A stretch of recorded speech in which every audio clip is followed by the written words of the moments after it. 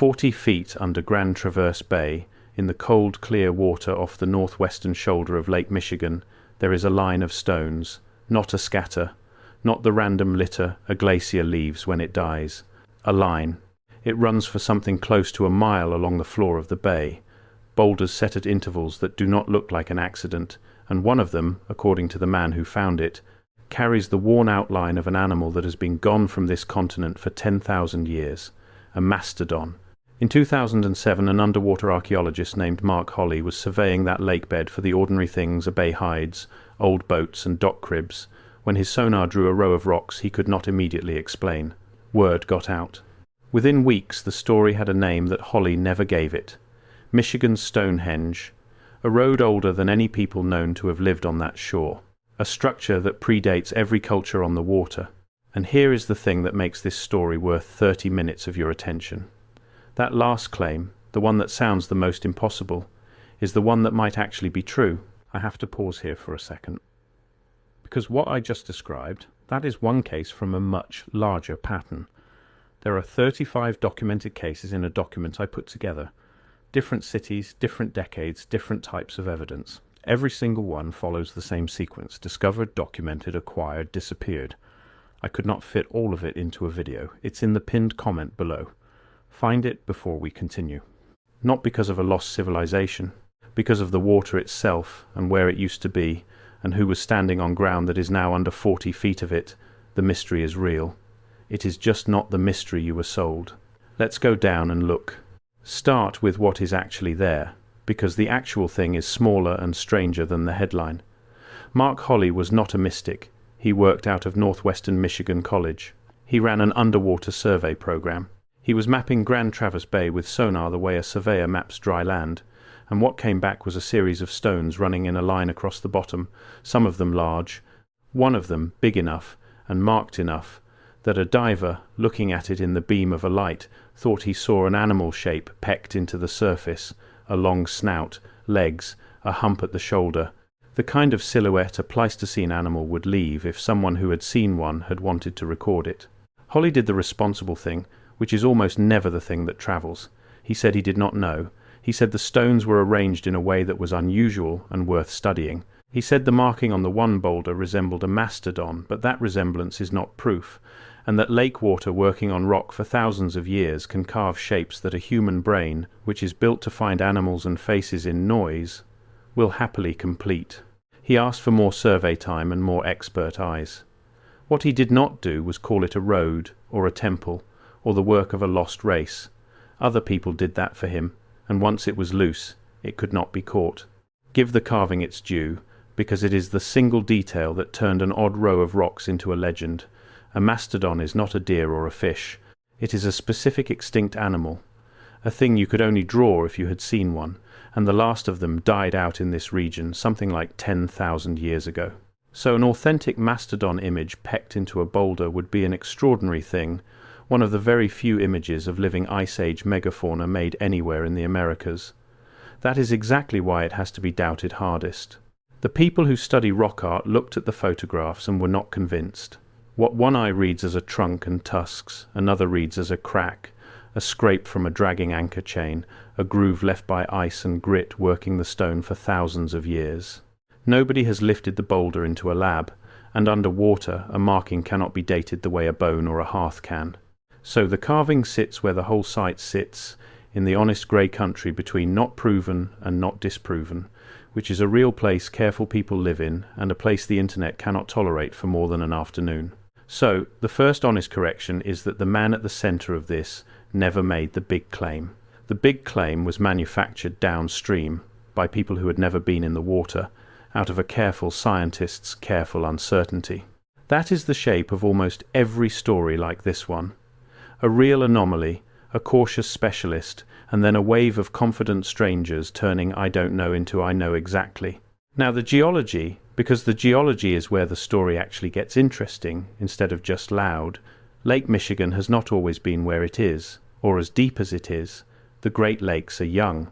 They were dug by ice, by the Laurentide ice sheet grinding south and then melting back across thousands of years.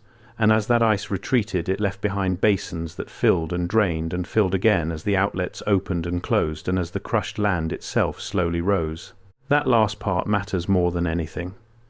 The weight of a mile of ice, pressing on the continent for tens of thousands of years, pushed the crust down like a thumb in dough. When the ice left, the land began to lift back up, and it is still lifting today, faster in the north where the ice was thickest, slower in the south. The lakes are being tilted, very slowly, like a shallow pan held at an angle. What this means is that the water level in the Lake Michigan basin has moved up and down by hundreds of feet over the life of the lake. There was a period, thousands of years ago, sometimes called the Chippewa Low Stand, when the water in this basin dropped far below where it sits now, because a lower outlet had opened to the north, and the rebound of the land had not yet tipped the plumbing back.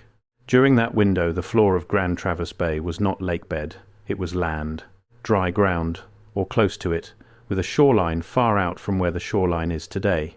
Beaches, river mouths, low hills, the ordinary geography of a cold northern country in the long thaw after the ice.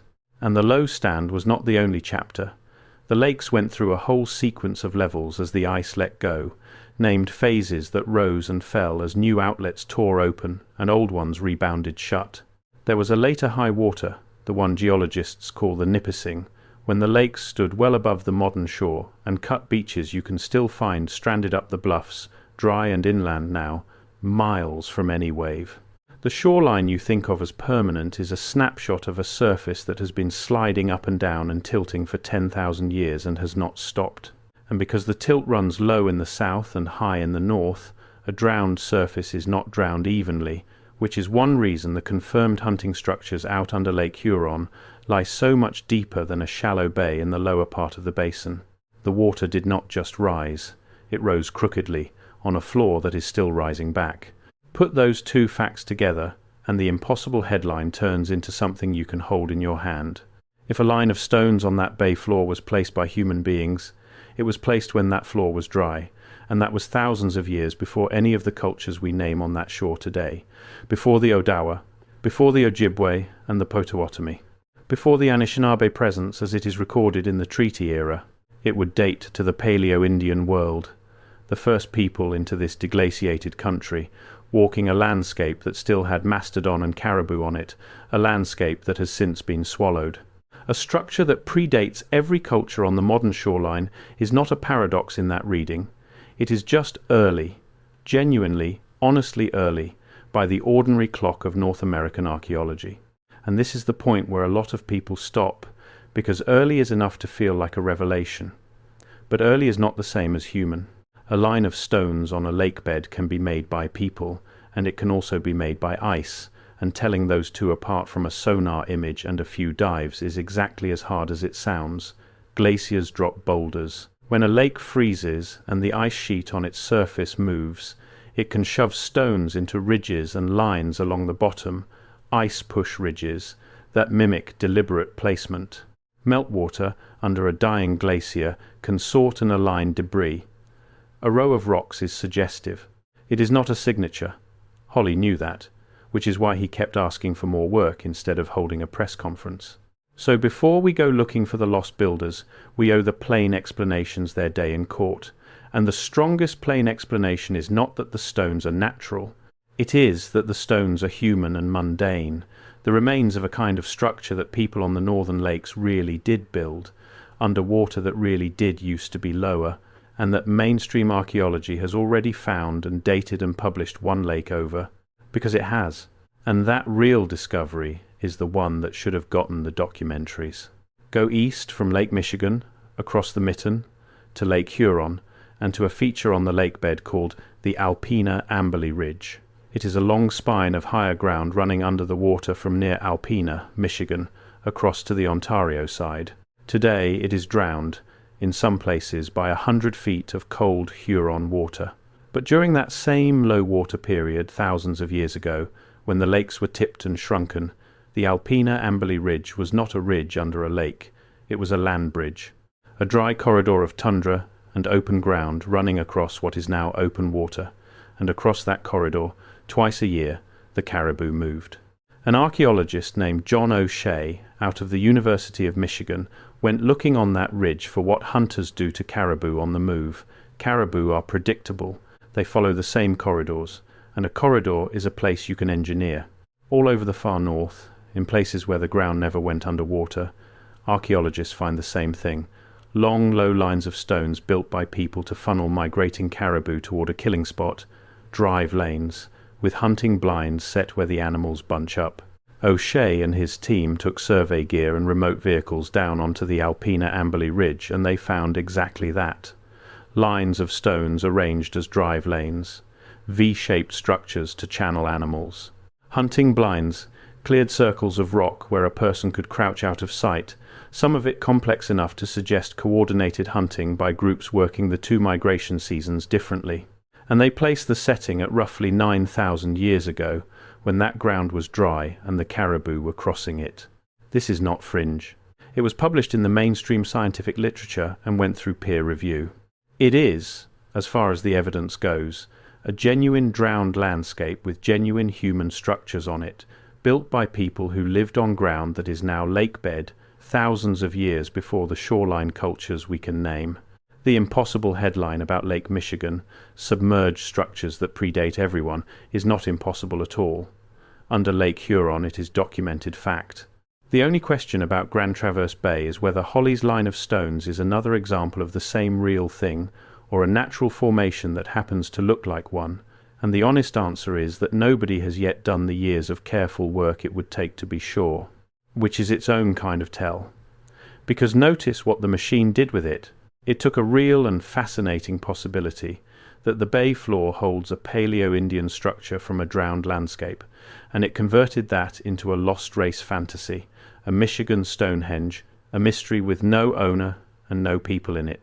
And in doing that, it erased the one group the real story is actually about, the first people of this country, whose descendants were still here to sign treaties over that same ground thousands of years later. The revisionist headline says, "Nobody knows who built the road." The honest record says we know roughly who was standing on that ground when the water was low, and their descendants never left, and what happened to them is not a mystery either. It is written down, it is just written in a ledger instead of a legend. And that is where this stops being a story about stones and becomes a story about who owns the bottom of a lake. Start with the simple legal fact that almost nobody thinks about. The floor of Grand Traverse Bay, the ground those stones are sitting on, is not unowned.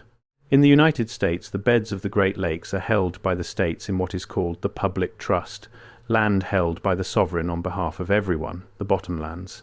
When Michigan became a state, it took title to the beds of the lakes within its borders, and it has been managing, leasing, protecting, and fighting over that submerged land ever since.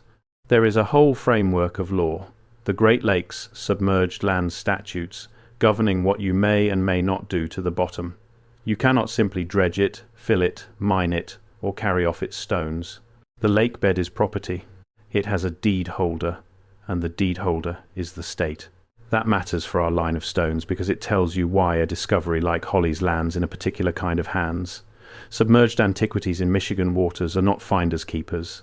The state runs a system of bottomland preserves, underwater parks mostly created to protect shipwrecks, because the same lakes that may hide a Paleo-Indian drive lane definitely hide thousands of sunken vessels, and those wrecks are worth money to divers, to tourism, to salvagers. And so the law reaches down and says this bottom is protected, this cargo is not yours, this hull stays where it lies. The lakebed became a thing the state priced and fenced long before anyone found a stone with a maybe mastodon on it. The state got there first, and it got there for shipwrecks, which is to say it got there for commerce, because that is what the Great Lakes have been, for 200 years, above all else, not a mystery, a highway, the cheapest bulk freight artery on the continent, and the reason the middle of America turned into an industrial empire in a single lifetime. Every port and grain, elevator and ore dock and steel town on the modern shoreline sits on the plainest economic fact there is. Water moves weight for almost nothing. A ton of iron or wheat or coal that would cost a fortune to haul overland moves across a lake for pennies, and whoever controls the water controls the price of everything that has to cross it. Watch the extraction roll through in order, because the lakes carried each wave in turn. First the fur, the beaver pelts moving out of the interior through the upper lakes toward Montreal and beyond. The trade that drew the first European economy across this water, and that ran on the labor and knowledge of native people who were written into the ledgers as suppliers and out of the story as owners. Then the timber, and the timber is the one that rewrote the shoreline we are standing on. Michigan and Wisconsin held some of the greatest white pine forests on earth. And in the second half of the 1800s, those forests were cut down. I have to pause here for a second, because what I just described, that is one case from a much larger pattern. There are 35 documented cases in a document I put together. Different cities, different decades, different types of evidence. Every single one follows the same sequence: discovered, documented, acquired, disappeared. I could not fit all of it into a video. It's in the pinned comment below. Find it before we continue. And floated away across these lakes with a speed that still looks like violence when you see the before and after. Whole watersheds stripped, rivers jammed bank to bank with logs. The pine that built Chicago and rebuilt it after the fire came down to the water and rode the lakes to the mills, and when it was gone, and the towns that had boomed on it emptied out. The lake did not care. The lake was just the conveyor. Then the ore. The iron ranges of the Upper Peninsula and, across the water, the Great Ranges of Minnesota, feeding a bulk carrier fleet built for one purpose: to move iron down the lakes to the furnaces of the lower shore, to Cleveland and Gary and Detroit, where it met coal coming up the lakes the other way and became steel, while the native copper of the Keweenaw shipped out on the same water from the deepest shafts in the hemisphere. The Great Lakes freight economy, iron down, coal up, grain out, is the physical circulatory system of American industry, and it runs on the surface of the very water that hides the stones. The map of the Lost Road and the map of the shipping lanes are the same map. One is just the floor of the other, and all of that weight, the iron and the coal and the copper and the pine, had to pass through a handful of narrow places, and whoever held a narrow place held the whole system by the throat. The tightest of them is the rapids of the Street Mary's River at Salt Sweet. Marie, where Lake Superior steps down to the lower lakes, a drop that ships cannot climb without locks. The Sioux locks were cut there in the 1850s, and today more freight passes through that one set of chambers than through many an ocean canal, most of it iron ore. Close the Sioux, and the steel mills starve in weeks. Downstream, the Erie Canal had already reached over from the Hudson in 1825 and welded the lakes to New York and the Atlantic, which is a large part of why a barrel of Great Lakes flour could reach a European table and why New York became the country's first city. Later, the St. Lawrence Seaway opened the lakes to ocean ships directly. Each of these is a place where the water was engineered into a toll gate, a spot where the free highway of the lake is pinched into something a government or a company can meter and price. The lake is only cheap in the open. At the choke points it has always cost. And the grain. Before the ore there was wheat, poured out of the new farms of the interior into lake ports and loaded into elevators, and here the lake did something subtle and enormous. To move grain by water at scale, you cannot treat every farmer's sacks as a separate thing. You have to pool it, mix it, grade it, turn one man's wheat into an anonymous quantity of a standard grade that can be bought and sold by the elevator load by people who never see it. Chicago built the grain elevator and the grading system and, on top of them, the futures market, the trade in the price of grain that has not been delivered yet. That paper claim on a river of anonymous grain moving across the water was worth more than any single harvest. The lake turned food into a financial instrument, and the shoreline city that owned the turning grew rich beyond the dreams of the men who grew the wheat.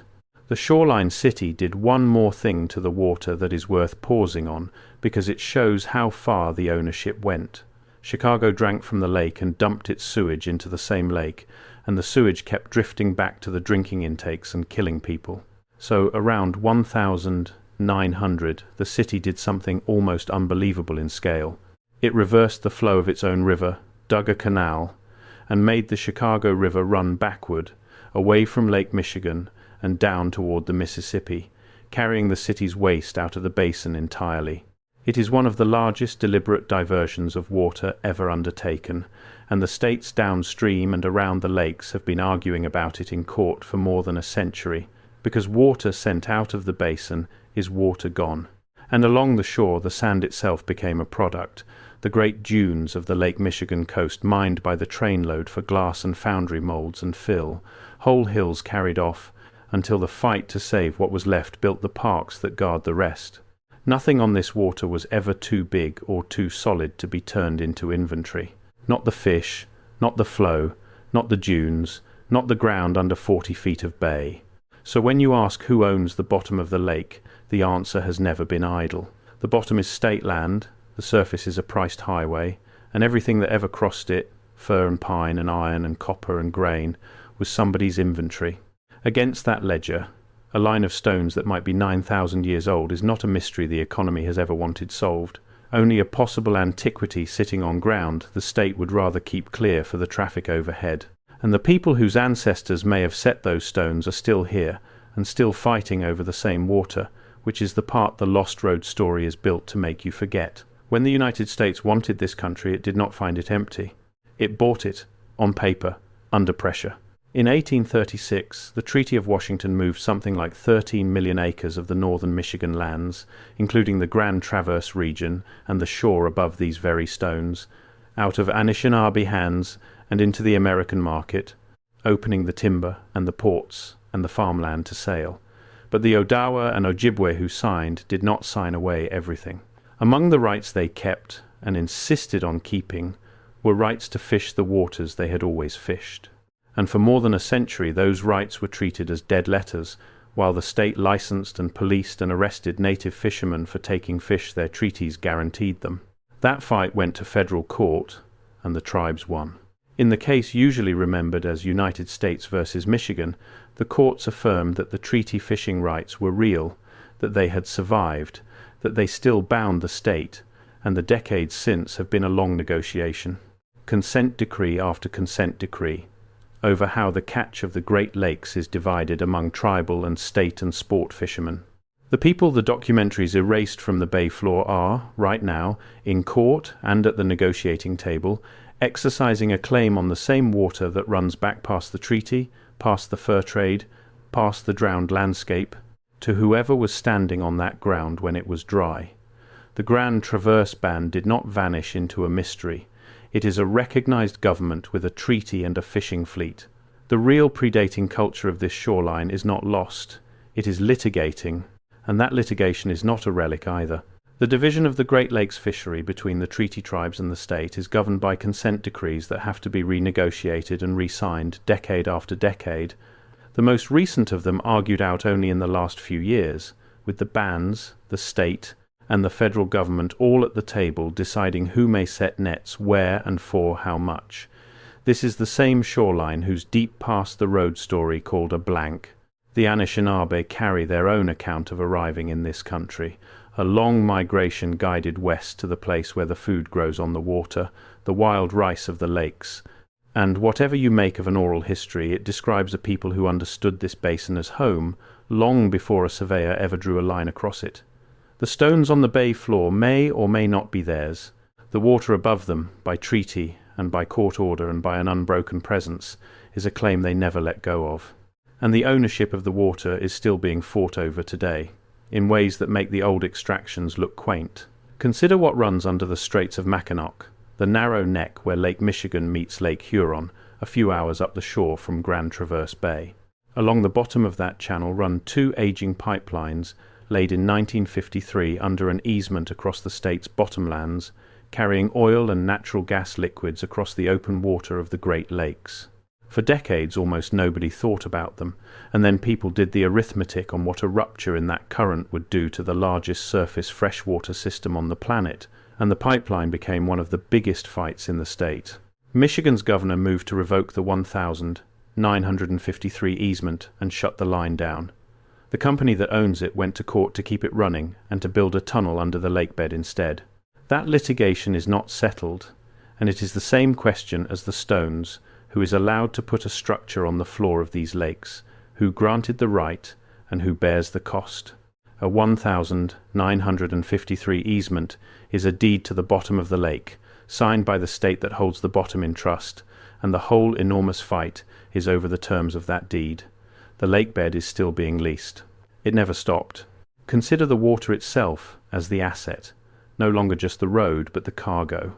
As fresh water grows scarce across the continent, the Great Lakes, holding roughly a fifth of the surface fresh water on Earth, become the most valuable thing anyone on that shore owns, and the fight becomes not what crosses the water, but who is allowed to take the water away. In 2008, the states and provinces around the lakes signed the Great Lakes Compact, an agreement built to do one main thing: to stop the water from being pumped, piped, or shipped out of the basin to the thirsty places beyond it. It bans most diversions across the watershed line, and it has already been tested by towns that sit just outside the divide and want in. Inside the basin, the fights are just as sharp over how much a private firm may pump from the aquifer that feeds the lake and bottle and sell and call its own. The old economy priced what the lake could carry. The new one is trying to price the lake. So bring it back down to the stones. What is actually on the floor of Grand Traverse Bay? Most likely, at the mundane end, a natural line of glacial boulders that a careful eye and a hopeful public turned into a monument. Possibly, at the honest and remarkable end, a genuine human structure from a drowned Paleo-Indian landscape, a cousin of the Caribou drive lanes already found and dated under Lake Huron, in which case it really would predate every culture we can name on that shore, not because of a lost race, but because the water used to be lower and people stood on the dry floor of the bay. The one thing it almost certainly is not is the thing the headline promised: a mystery with no people in it, a road built by nobody for no reason and hidden by a flood. Because the flood is the giveaway. Every version of this story, the sunken road, the drowned city, the reset that wiped the record, leans on the same load-bearing beam, water rising to hide a truth. And on the Great Lakes the water really did rise, and it really did hide things, and the things it hid are on file. Lower shorelines with the camps of the first people on them. A land bridge with hunting structures still standing on it, under 100 feet of Huron. A whole country that existed before the country we know, swallowed not by a cataclysm, but by the ordinary tilting of a continent still rising out from under its vanished ice. There is a real lost world under these lakes. It is Paleo-Indian, it is documented, and its descendants are still on the shore holding treaties. The mystery the road offers you is one where nobody is responsible, nobody was dispossessed, and there is nothing to do but wonder.